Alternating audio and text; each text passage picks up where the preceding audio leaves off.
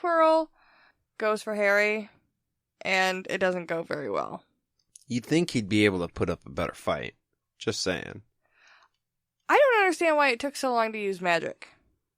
Right. It had this weird sort of slow escalation that me reading the book was just like, well, blast him already. Get it done. What the fuck are you doing? No, we're going to grapple and roll around a little bit and be weird.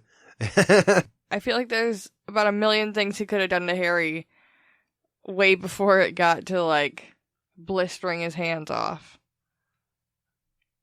Yeah, that was intense. Apparently, Quirrell is the unholy.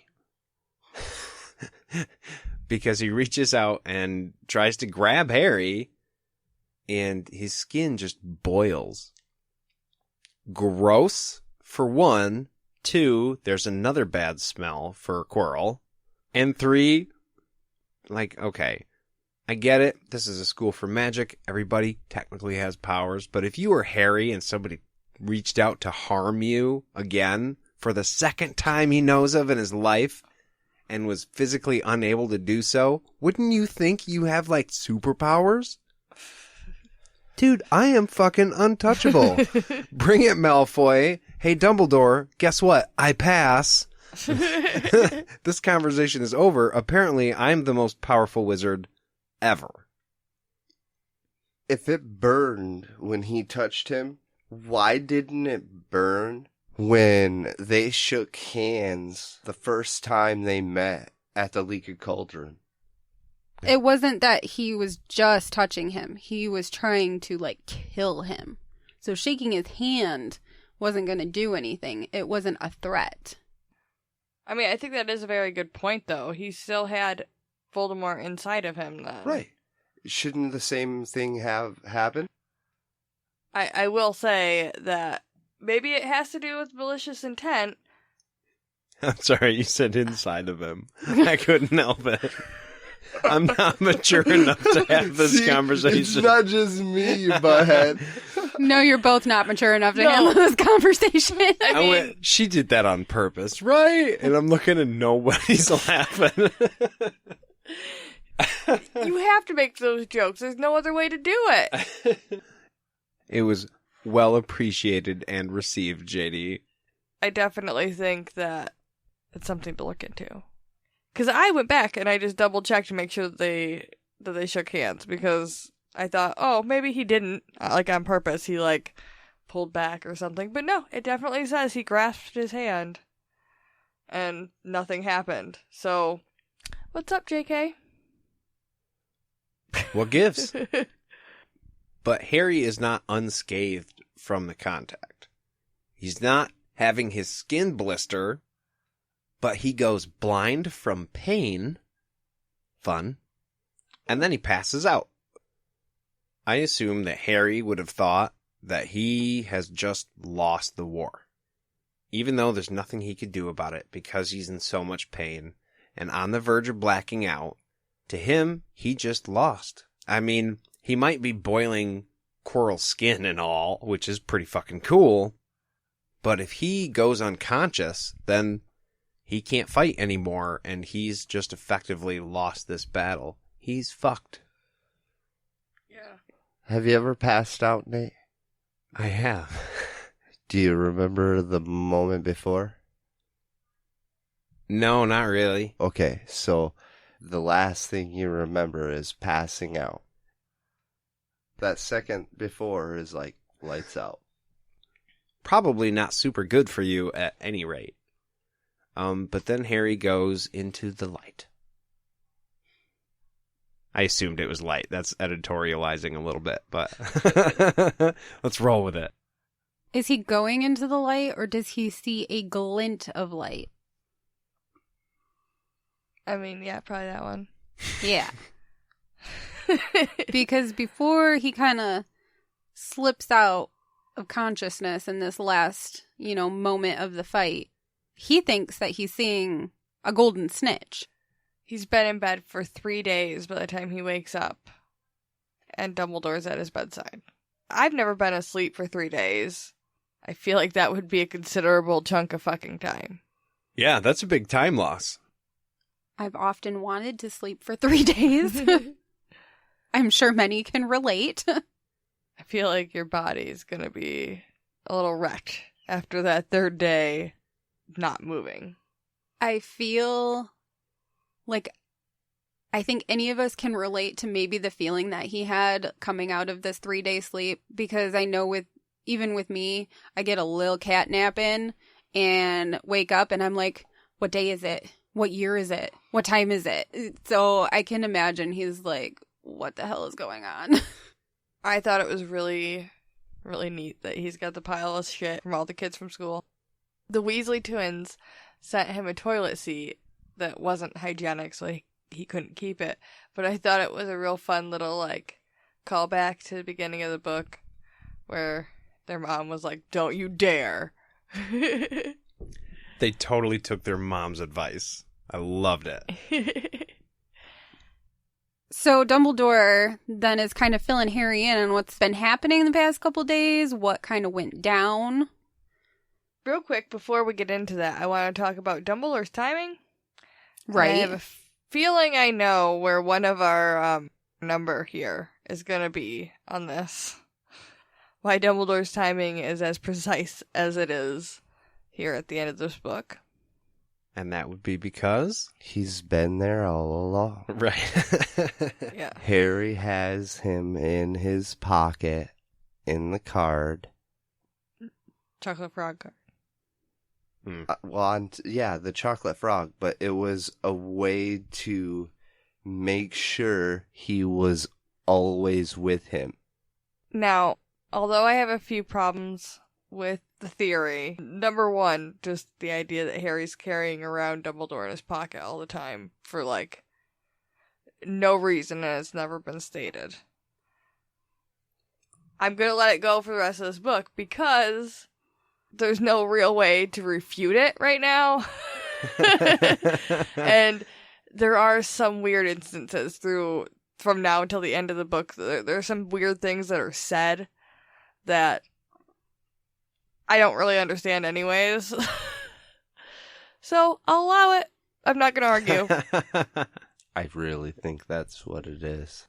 There's some people who say that there are inconsistencies in the book that prove otherwise, but a lot of the people who do believe that this is the theory to go with are like, since when has Dumbledore ever made sense?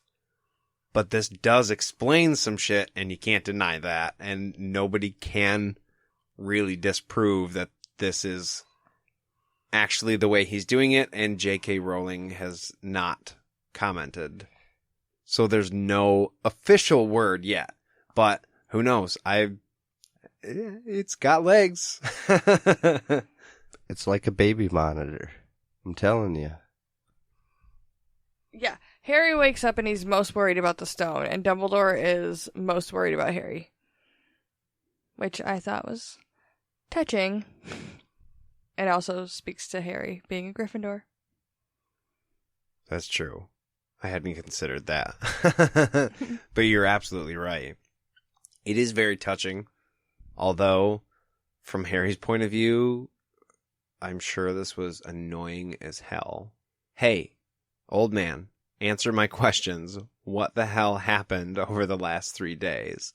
Harry is asking direct questions, and Dumbledore's just kind of like, well, it's kind of and not giving him the answers he wants immediately.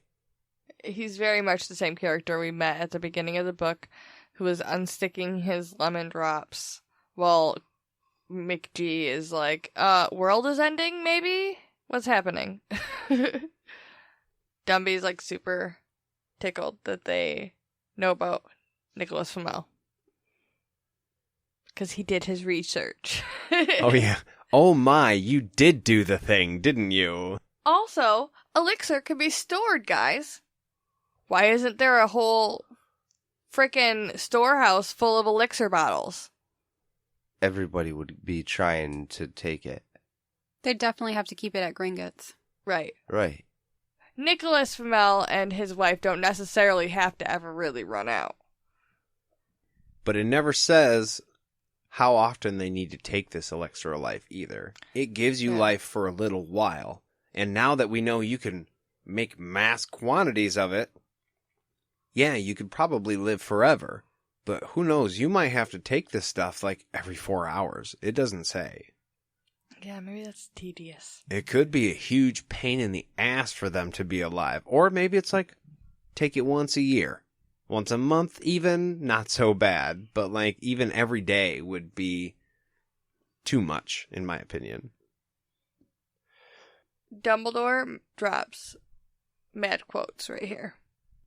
To the well-organized mind, death is but the next great adventure. I know that's a favorite of a lot of people.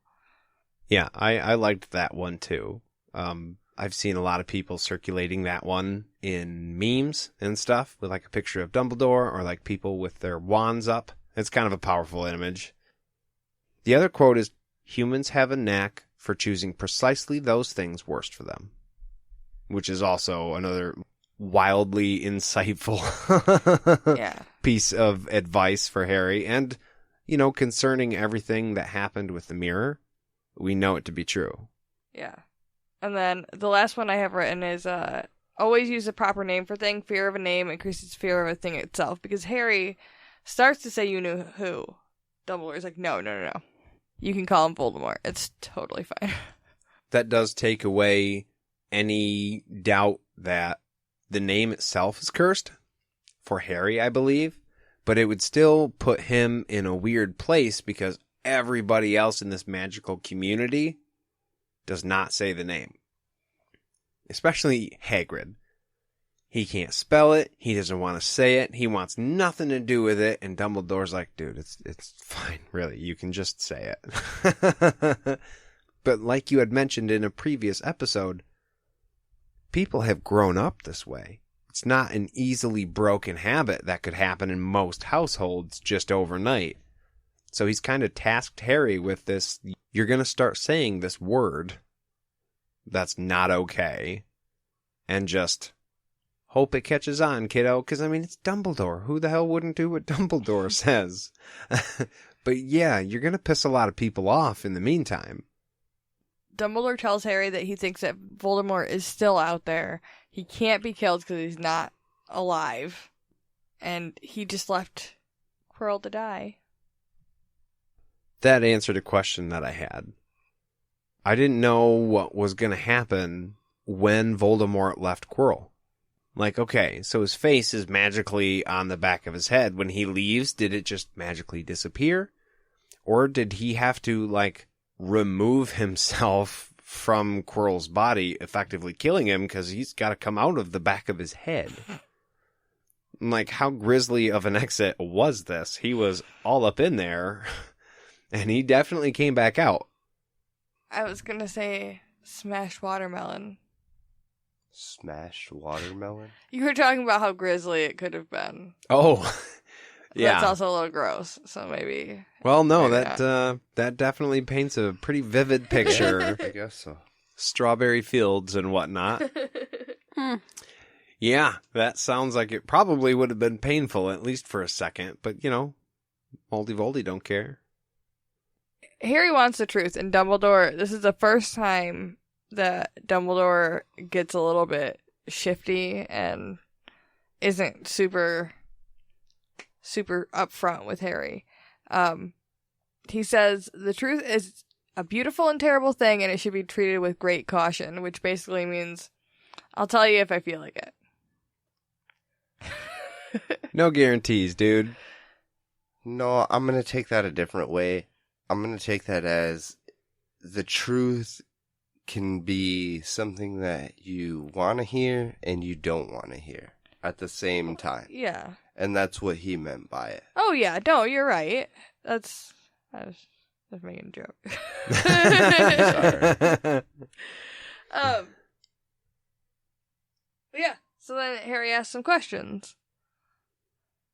And we can jet through these if you want to. All right. Yeah. Well, I mean, list a few of them off. One of them, why Voldemort tried to kill him. Which is effectively dodged. Yeah. That's Why a dodge. can't he answer that? I don't understand why. He doesn't We say. don't know. I love the way you have this written in the notes.